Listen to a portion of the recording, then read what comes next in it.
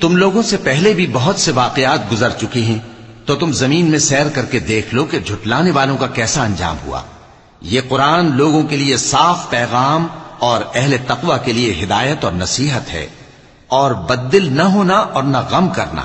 اگر تم سچے مومن ہو تو تم ہی غالب رہو گے۔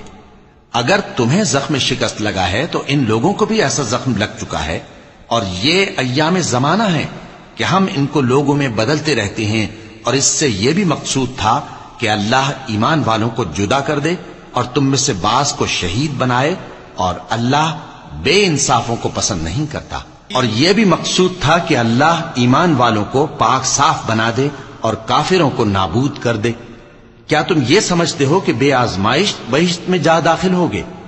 حالانکہ ابھی اللہ نے تم میں سے جہاد کرنے والوں کو تو اچھی طرح معلوم کیا ہی نہیں، اور یہ بھی مقصود ہے کہ وہ ثابت قدم رہنے والوں کو معلوم کرے۔ اور تم موت شہادت کے آنے سے پہلے اس کی تمنا کیا کرتے تھے، سو تم نے اس کو آنکھوں سے دیکھ لیا۔ اور محمد صلی اللہ علیہ وآلہ وسلم ایک پیغمبر ہی تو ہیں، ان سے پہلے بھی بہت سے پیغمبر ہو گزرے ہیں۔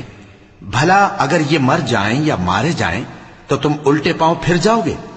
اور جو الٹے پاؤں پھر جائے گا تو اللہ کا کچھ نقصان نہیں کر سکے گا، اور اللہ شکر گزاروں کو بڑا ثواب دے گا۔